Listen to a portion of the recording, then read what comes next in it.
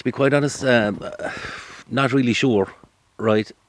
Um, I'd like to think it will make the league more competitive, and I think it's the first year, and we just have to see the way it goes. I'd say we have to think about what we're doing. Yes, we can't probably against teams. We'd have to pick the way we play against certain teams, but ideally we want to play football, and we're not going to change the way we play. We may just change the way we structure our team. So again, it's a kind of suck it and see one at the moment. Ultimately, it's the same squad as we had last year. We've signed one or two other younger guys, maybe one or two more that might come in, but we are where we are from last season in the main. Yeah, we look forward to the game on Thursday evening.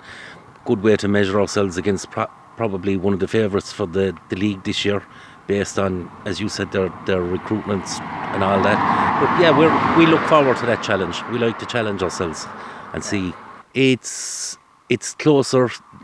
It is going to happen. Obviously, there's structures and time frames and everything, but there is big plans for the club, and all of it is going ahead. And look, they're fundraising, all that other good stuff. But yes, ultimately the goal is to own the pitches. So yeah, that's where we're at with that at the moment.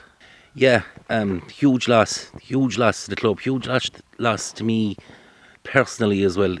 And I mean, you see the bunch of guys we have, most of them have come through schoolboy. It has had a big effect on the club, and from speaking to some of our own guys on the panel, they go to Mungret, they're there since they're 6, and Pat has been a fixture. So yes, there is a huge void to fill, and it's a challenge to all of us. And we need to try and kind of honour his legacy, I suppose, and do the best we can going forward. But ultimately, it's a devastating blow for the club.